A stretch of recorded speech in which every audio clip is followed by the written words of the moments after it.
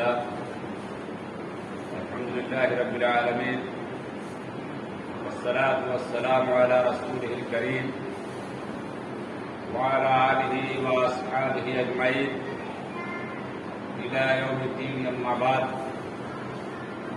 إن خير الحديث كتاب الله وخير الهدي هدي محمد صلى الله عليه وسلم وشر الأمور محدثاتها وكل محدثة بدعة وكل بدعة ضلالة وكل ضلالة في النار أو كما قال عليه الصلاة والسلام. رب اشرح لي صدري ويسر لي أمري واحلل عقدة من لساني يفقهوا قولي. رب يسر ولا تعسر وتمم بالخير. تمام تعریف اللہ رب العزت کے لیے ہے. بے شمار درود و سلام ہو حضرت محمد صلی اللہ علیہ وسلم. معزز سامعین خطبہ، ماہ رمضان المبارک کی سعادتوں سے ہم فیضیاب ہو رہے ہیں. بڑا عظیم مہینہ ہے جس کی عظمت کو باتوں سے واضح نہیں کیا جا سکتا. انسان محسوس کر سکتا ہے اور اللہ سے اس قدر اجر و ثواب اور فائدے وہ پائے گا جس کی سے امید بھی نہیں ہوگی.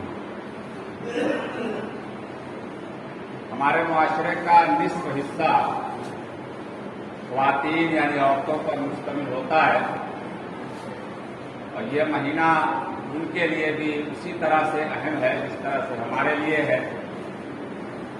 تو آج کے خطبے میں کچھ باتیں اپنی خواتین کے تعلق سے آپ کی خدمت میں عرض کرنے کی کوشش کروں گا تاکہ وہ بھی اس مال سے پورا فائدہ اٹھائیں. آپ کے ذریعے ان تک پیغامات پہنچے کہ اللہ اور اس کے رسول نے ان کے لیے کیا کچھ نصیحتیں فرمائی ہیں. آپ جانتے ہیں کہ عورت اور مرد اپنے جنس کے اعتبار سے اپنی اپنی جگہ مکمل ہیں، لیکن شرعی احکام میں اللہ تعالیٰ نے دونوں کا دائرہ الگ رکھا ہے. بہت ساری چیزیں ہمارے اوپر فرض ہیں لیکن ان عورتوں کو اس سے الگ رکھا گیا. مثال کے طور پر جمعہ ہمارے لیے فرض ہے، ہمیں پڑھنا ہے. ہم اگر نہیں پڑھتے جان بوجھ کر تو ہم اسلام سے باہر ہوتے ہیں، کفر کی دنیا میں داخل ہو جاتے ہیں. لیکن عورتوں کو اس سے الگ رکھا گیا، ان پر فرض نہیں رکھا گیا. اسی طرح سے بہت ساری عبادات ان کے اوپر وہ فرض نہیں. ایسا کیوں ہے، کیوں یہ رعایت دی گئی، وہ ساری باتیں انشاءاللہ بیچ بیچ میں آتی رہیں گی. ہم یہ جان لیں کہ ان کی دنیا شریعت کے لحاظ سے تھوڑی سی الگ ہے اور ہماری تھوڑی سی الگ ہے. ہمیں فرائض کی ادائیگی کے لیے مسجد میں حاضر ہونا ضروری قرار دیا گیا ہے. جماعت ضروری قرار دی گئی ہے الا یہ کہ کوئی شرعی عذر ہو. عورتوں کو اس سے الگ رکھا گیا. رمضان کے تعلق سے بھی کچھ باتیں ایسی ہیں جو انہیں ہم سے الگ رکھتی ہیں، جو ہم آگے بات کریں گے. عہد نبوی میں صحابیات جو نیکیوں کے معاملے میں بڑی حریص ہوا کرتی تھی.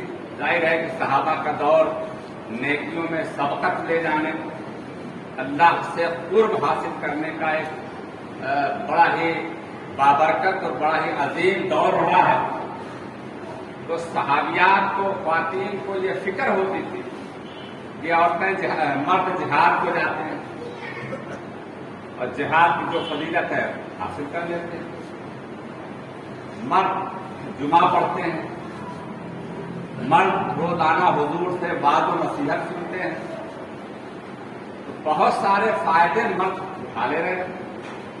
ہم خواتین گھروں کے اندر محصور ہیں، اگر ہم باہر نکلتے بھی ہیں تو وہ ہمارے فرائض میں نہیں ہوتا، بلکہ ہمارے لیے ایک آپشن ہوتا ہے، آپشنل چیز ہوتی ہے، چاہے تو آپ اس کو استعمال کریں، چاہے تو اس میں حصہ لے لیں، چاہے تو نہ لیں، تو اس سے تو ہم بڑی نیکیوں سے محروم رہ جائیں گے۔ یہ باتیں حضور نبی کریم صلی اللہ علیہ وسلم کے پاس پہنچی، تو آپ نے ان خواتین سے کہا کہ فلاں تاریخ کو یا فلاں دن تم لوگ ایک جگہ اکٹھا ہو، میں تم لوگوں سے کچھ بات کروں۔ تو آپ اس روز گئے اور انہیں نصیحت کی۔ ان بے شمار نصیحتوں میں ایک نصیحت یہ تھی کہ اگر تم خواتین فرائض کی ادائیگی کر لو، فرائض 5 وقت کی نماز ہے، 1 ماہ کا روزہ ہے، زکوٰۃ ہے، فرائض کی ادائیگی کر لو، اپنے شوہر کی اطاعت کر لو۔ شوہر کی اطاعت سے مراد یہ ہے کہ شوہر ایک گھر بناتا ہے اور اس کو چلانے کے لیے باہر کی دنیا میں وہ بھاگ دوڑ کرتا ہے، گھر سے دور رہتا ہے۔ اب وہ چاہتا ہے کہ اس کا گھر محفوظ ہو، اس کا گھر صحیح سلامت ہو۔ تو ایک عورت کی ذمہ داری ہے کہ وہ اپنے شوہر کے گھر کی حفاظت کرے، اس کے مال کی حفاظت کرے، اپنے شوہر کے بچوں کی اچھی تعلیم و تربیت کرے۔ ظاہر ہے کہ شوہر باہر کی دنیا کا انسان ہے، وہ کہاں ہوگا، کیا کرے گا، کتنی محنت مشقت اسے کرنی ہے، تو ان ساری چیزوں کو شوہر کی اطاعت میں بتایا گیا۔ کہا گیا اس عورت سے کہ تم اپنے شوہر کی اطاعت کر لو اور اپنی شرمگاہ کی حفاظت کرو، تمہارے لیے جنت طے ہو گئی۔ کتنا آسان نسخہ بتایا حضور نے۔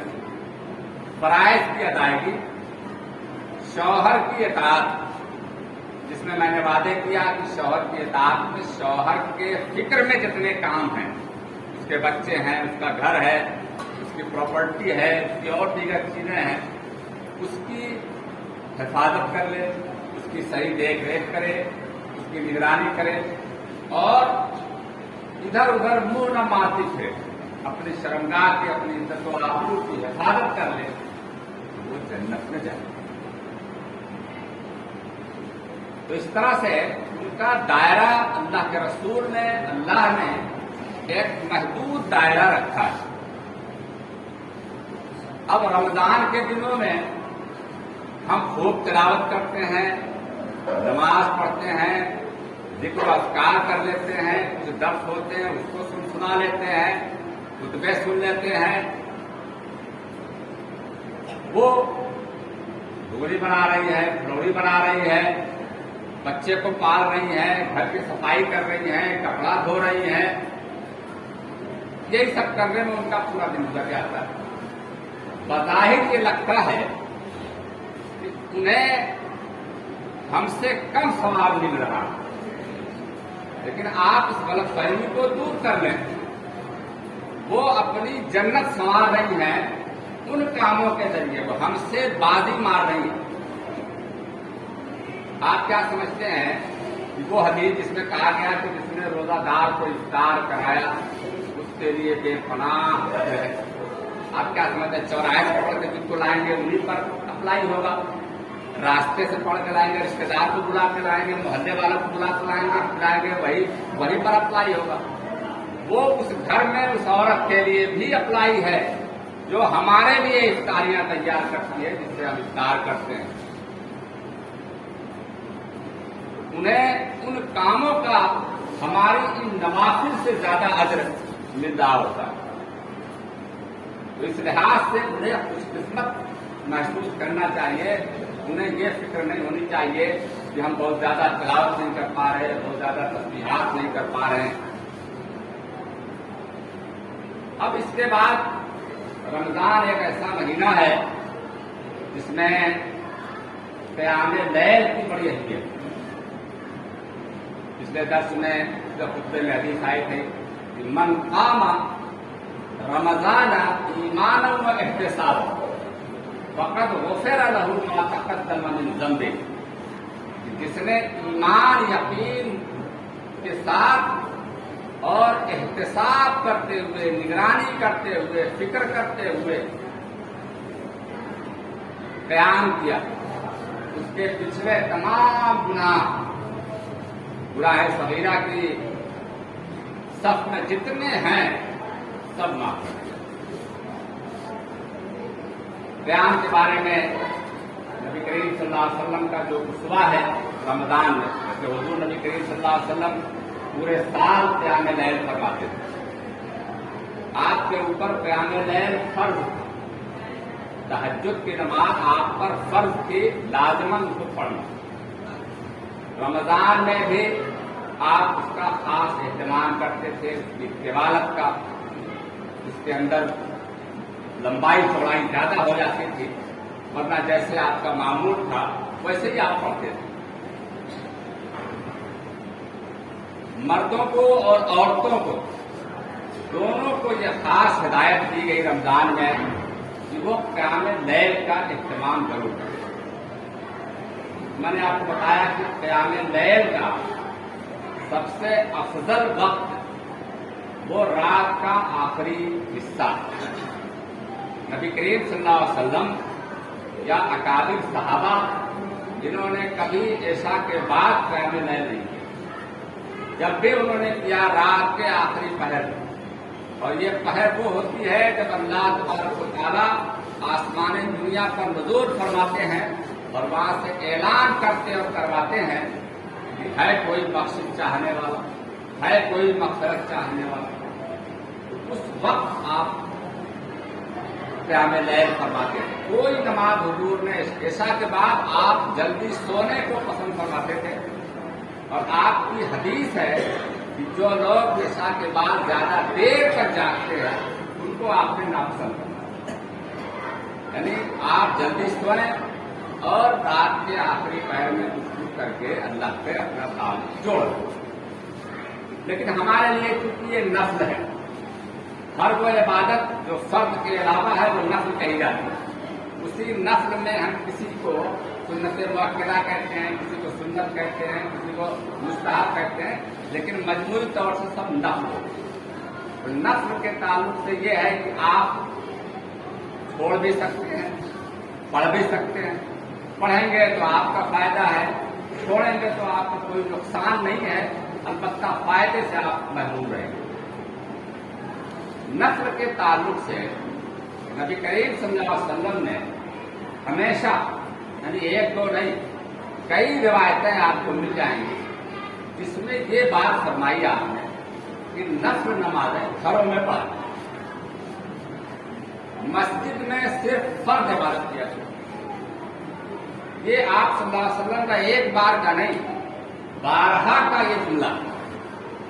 چونکہ یہ موقع رمضان کا ہے تو رمضان کے مہینے کی دو روایتیں میں آپ کی خدمت درج کروں گا کہ وہاں پر کیا ہوا. آپ جانتے ہیں کہ قیام لیل حضور نبی کریم صلی اللہ علیہ وسلم اور صحابہ وہ تنہا پڑھتے تھے, جماعت سے نہیں پڑھتے. جماعت سے حضرت عمر رضی اللہ تعالیٰ عنہ کے دور میں جماعت کا سلسلہ شروع ہوا اور آخری وقت سے اول یعنی عشاء کے بعد سلسلہ شروع ہوا.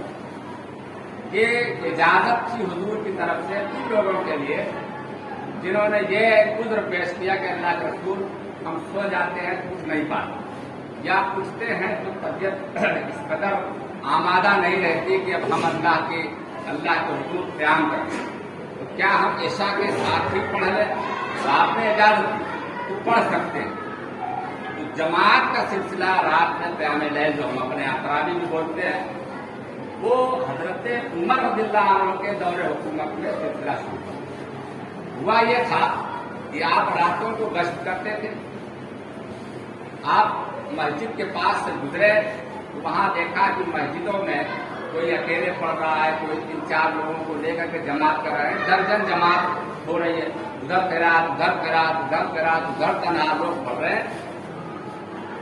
حضرت عمر رضی اللہ تعالیٰ عنہ کے ساتھ جو تابعی تھے ان سے انہوں نے کہا کہ کیوں نہ میں انہیں ایک امام کے پیچھے جمع کروں.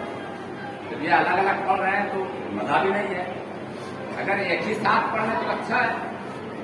تو انہوں نے وہاں پر ایک جماعت کر دی اور امام حضرت ابی ابن کعب رضی اللہ تعالیٰ عنہ کو متعین کر دیا کہ آپ ان سارے لوگوں کو. ابی ابن کعب قرآن کے ماہرین میں سے تھے.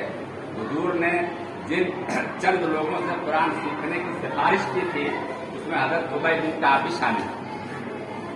تو وہاں جماعت شروع ہو گئی. چند دن کے بعد پھر حضور حضرت عمر کا گشت ہوا تو دیکھا لوگ جماعت کر رہے تھے. تو وہاں آپ نے ایک جملہ کہا جس میں ہمارا بڑا اس کا مطلب یہ تھا کہ میں نے ایک نیا طریقہ, ایک اچھا طریقہ, نئے البدع, ایک اچھا طریقہ میں نے رائج کر دیا کہ الگ الگ سب پڑھ رہے تھے 10-20 امام کو لے کے. جس کو اپنا یاد تھا تو اپنا پڑھ رہا تھا, جس کو نہیں یاد تھا, جس کو یاد تھا اس کو کھڑا کر دیا. تو اب ایک امام کے پیچھے پڑھ رہے ہیں.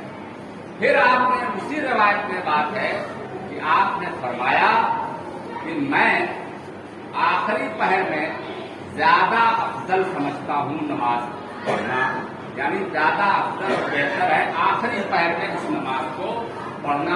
اور پھر وہ کہہ کے چلے گئے. یہ روایت جو ہے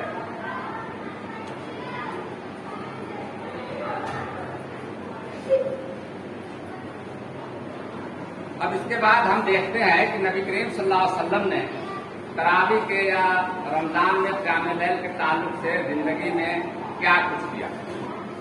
میں نے بتایا کہ زندگی بھر آپ قیام لیل تنہا پڑھتے تھے, تنہا, اکیلے. آپ کا گھر بڑا چھوٹا تھا. آپ نے سنا ہوگا بعض روایتوں میں ہے کہ حضور جب گھر میں نماز پڑھتے تو جب سجدہ کرتے تو حضرت عائشہ رضی اللہ تعالیٰ عنہ فرماتی ہے میں اپنا پاؤں سمیٹ دیتی. یعنی اتنی کم جگہ ہوتی تھی کہ سجدہ کرتے وقت پاؤں سمیٹ لیتی, جب آپ کھڑے ہو جاتے تو میں اپنا پاؤں پھیلا دیتی. یعنی بیٹھی لیٹی جو بھی شکل نہیں ہو, اتنی کم جگہ ہوتی تھی. رمضان میں چونکہ خاص حضور کو کرنا ہوتا تھا تو آپ اسی مسجد نبوی میں چٹائی کے ذریعے سے ایک چھوٹا سا حجرہ بنا لیتے تھے. اسی حجرے میں آپ اپنی نماز, اعتکاف جو بھی ہوتا تھا اسی میں کرتے تھے.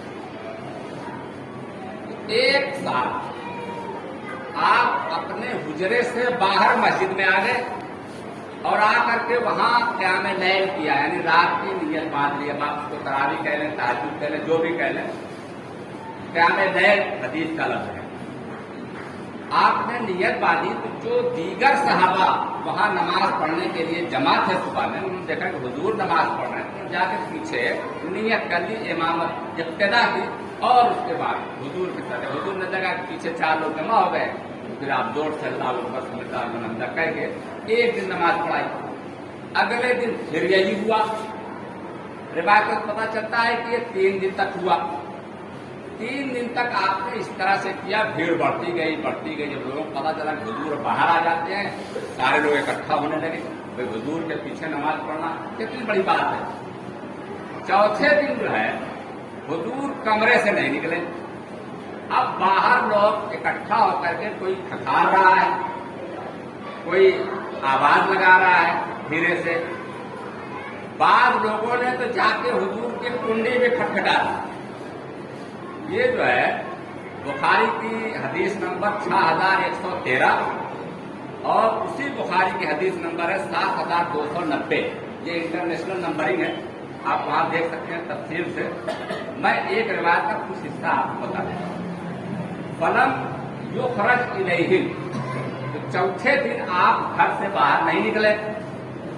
فرفعوا اصواتهم, تو باہر جتنے لوگ صحابہ موجود تھے انہوں نے اپنی آواز کو بلند کیا, یعنی کچھ کھکھارا, کچھ آواز لگائی یا آپس میں کچھ تیز سے بات کی کہ حضور اگر اندر سو گئے ہوں یا کسی کام میں مصروف ہو تو انہیں علم ہو جائے کہ ہم لوگ آ گئے ہیں، وہی کہا فرفعوا اصواتهم وحسبوا الباب، اور بعد میں جا کے دروازہ کھٹکھٹا دیا.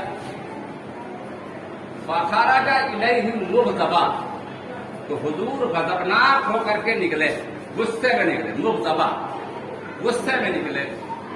فقال لهم رسول اللہ صلی اللہ علیہ وسلم، رسول اللہ صلی اللہ علیہ وسلم نے ان سے فرمایا ما زال بكم صنيعكم، تم لوگ جو باہر کر رہے ہو نا یہ سب مجھے پتا ہے، مجھے پتا تھا کہ تم لوگ باہر ہو. حتی ظننت انہ سیکتب علیکم، لیکن مجھے ڈر ہوا، اندیشہ ہوا کہ کہیں یہ نماز اللہ تعالیٰ تمہارے اوپر فرض نہ کر دے. ایک شکل تو یہ ہے کہ اللہ تعالیٰ ہی کہہ دے کہ بھائی چلو بھائی اب فرض ہے، جیسے ایسا دوہر فرض ہے اسے اس کو پڑھنا ہے، اب اس کو کوئی چھوڑ نہیں سکتا، فرض ہے تو جماعت سے پڑھنا ہے، اکیلے نہیں پڑھ سکتا. دوسری شکل یہ ہے کہ اگر میں ایسا ہی کرانے لگوں گا تو تم لوگ بعد میں کہو گے کہ یہ تو فرض ہے، سنت مؤکدہ فرض ہی برابر بنا دیتے ہیں، تو یہ فرض نہ ہو جائے.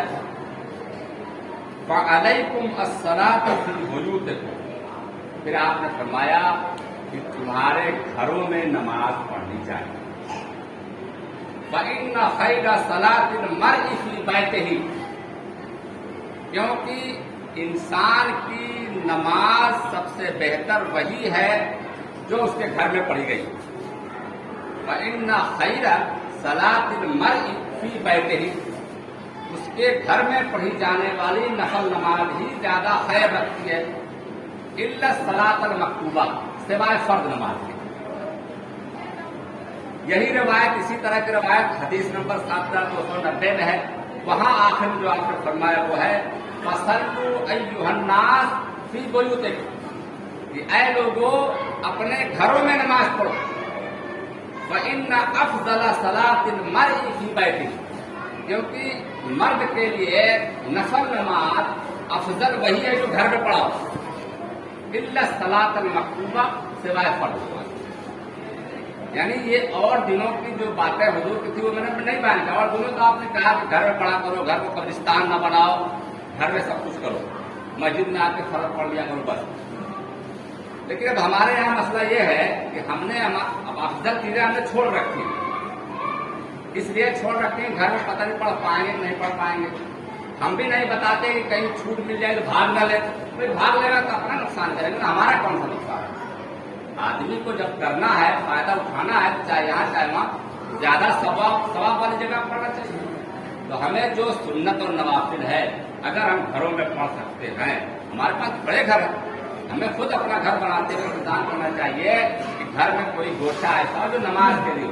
یہ تو مردوں کے لیے تھا، اب ذرا عورتوں کے لیے سن لیں. عورتوں کے لیے سب سے افضل نماز گھر کے اندر کونے میں پڑھی جانے والی نماز. مسجد عورتوں کے لیے سب سے کم تر درجے کی جگہ ہے جہاں وہ اپنی نماز پڑھے. فرض کی بات ہے، نفل تو ہر حال میں گھر میں پڑھنا ہے، کیونکہ مردوں کو گھر میں پڑھنا ہے تو عورتوں کے لیے کام گنجائش ہو سکتی. عورتوں کی فرض نماز سب سے افضل، سب سے زیادہ ثواب والی گھر کی وہ جگہ ہے جو کونے میں ہو. اس سے کم ثواب والی گھر کی وہ جگہ ہے جو کھلی ہو، جیسے صحن ہے، آنگن ہے. اور اس سے کم ثواب والی جگہ باہر کی دنیا ہے، مسجد وغیرہ. اس سلسلے میں کئی ایک روایتیں ہیں جس کا میں ذکر کرنا مفید سمجھتا ہوں. نبی کریم صلی اللہ علیہ وسلم نے حکم کے طور پہ یا مشورے کے طور پر عورتوں سے یہی کہا کہ وہ گھروں میں ہی نماز پڑھیں. اور اگر کسی نے مشورہ مانگا حضور سے، کسی عورت نے کہ اللہ کے رسول میں کہاں نماز پڑھوں، تو آپ نے کہا گھر میں پڑھوں. البتہ اس بات کی اجازت بھی ہے کہ اگر حالات کی وجہ سے کسی اور سبب سے مسجد آنا چاہے تو اسے روکا نہیں جائے گا. اب ایک عورت چلی گئی حج کرنے کے لیے، اب اسے نہیں کہا جائے گا کہ اب خانہ کعبہ میں تم نماز نہ پڑھو، کمرے ہی پڑھو. نہیں، وہ جانا چاہتی ہے، اچھی جگہ ہے، بڑی جگہ ہے، یا اور اس طرح کوئی حالت ہے تو ان کو جانے دینا پڑے گا. حضور نے حکمت جو کہا وہ یہی کہا. اب ایک مثال میں آپ کو دیتا ہوں. حضرت ابو حمید الساعدی رضی اللہ تعالیٰ عنہ صحابی رسول ہیں. ان کی بیوی ہے ام حمید. انہوں نے نبی کریم صلی اللہ علیہ وسلم سے کہا کہ اے اللہ کے رسول، میں آپ کی امامت میں نماز پڑھنا چاہتا ہوں. یعنی مسجد نبوی میں آپ کی امامت میں مجھے نماز پڑھنے کی خواہش ہے. یہ کون ہے؟ ایک صحابیہ ہیں، ایک صحابی کی بیوی. آپ نے انہیں منع کر. آپ نے فرمایا کہ اے ام حمید، تمہارا گھر کے کسی کونے میں پڑھنا گھر کے صحن میں پڑھنے سے افضل ہے، اور گھر کے صحن میں پڑھنا اپنے محلے کی مسجد میں پڑھنے سے افضل ہے، اور اپنے مسجد میں پڑھنا، اپنے محلے کی مسجد میں پڑھنا میری مسجد میں پڑھنے سے افضل ہے. اب آپ دیکھیں اپنی مسجد نبوی کا ثواب کتنا ہے. ایک عورت سے آپ یہ کہہ رہے ہیں. ام حمید فرماتی ہیں کہ آپ نے آپ یہ بات سنی تو میں نے مصلی اپنا بٹورا اور اپنے گھر میں گئی اور گھر کے ایک کونے میں ایک جگہ منتخب کیا، اس کو تاریخ کیا، یعنی گھر کی روشنی بھی نہیں رکھی، اور مرتے وقت تک میں نے وہی نماز. یہ اب ترغیب و ترغیب کی روایت ہے جسے علامہ البانی نے حسن درجے کا کہا. یہ مسند احمد میں بھی ہے، ابن حبان میں بھی ہے یہ روایت. یعنی عورتوں کے لیے ان کا گھر ہی جنت ہے. انہیں ٹینشن لینے کی ضرورت ہی نہیں ہے کہ مرد حضرات تو مارے جا رہے ہیں. بعد اتنا بہترین موقع، اتنی بہترین جگہ، انہیں تو بالکل ٹینشن فری ہو کر کے تھوڑا سا وقت نکال کر کے نماز پڑھ لینی چاہیے. باقی جو گھر کا کام وہ کر لیں گے اپنے بچوں کے لیے، شوہر کے لیے، وہی ان کے لیے آخرت کا بہت بڑا ذخیرہ.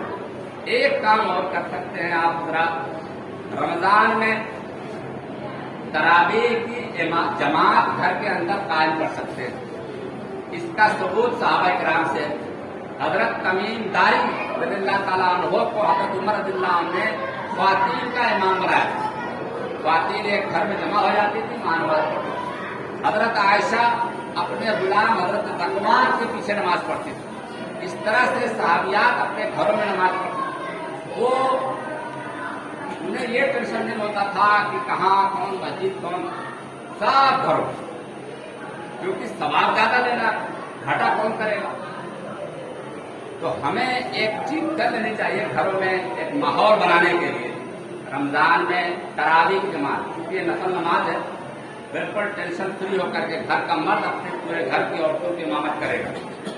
صرف رکاوٹ وہاں ہے کہ مرد اپنے پیچھے نامحرم عورتوں کو، نامحرم عورتوں کو نہ جمع کرے. محرم جو اس کی عورتیں اپنے گھر کی ہیں، ماں ہے، بیٹی ہے، بیوی ہے، بہن ہے، ان سب کے ساتھ وہ جماعت کرے. ایک گھر میں ماحول بنتا ہے. قرآن زور سے پڑھا جائے گا، جو بھی آپ کو یاد. قرآن سننا اچھا ہے. قرآن ختم کرنے کی ترغیب حضور نے کہیں نہیں دی ہے کہ تراویح میں قرآن ہر حال میں پورا سننا، سننے بہتر ہے. ترغیب کبھی نہیں دی. حضور نے اپنی پوری زندگی میں آخری رمضان میں پورا قرآن پڑھا تھا. اس سے پہلے پورا نازل ہی نہیں ہوا تھا. اور ایک لمبا وقت ہمارا بچپن میں گزرا، ہم لوگ یہ الگ طرح پڑھتے ہیں. اصل ہے قیام کرنا ضروری ہے، اللہ کے سامنے جھکنا ضروری ہے. آپ کو جو یاد ہے وہی پڑھیے. امام کے پیچھے قرآن سننا ہے وہ سنیے، جو ہے کریے، جیسے کر سکتے کریے. یہ چند باتیں تھیں جو ہم لوگ خواتین کے تعلق مناسب پنجاب یا بات کریں کہ انہیں ہر کام کے لیے ثواب. انہیں یہ نہ فکر ہو کہ ہم ہر دم یہی کریں گے، ہم کب چلا جو وقت بھی جائے تلاوت کر لیں، ترجمہ پڑھ لیں، تسبیحات پڑھنا ہے. ایسا نہیں وقت نہیں ملتا. تھوڑا سا نکال کر کے جو فرائض اس کی ادائی کر لیں.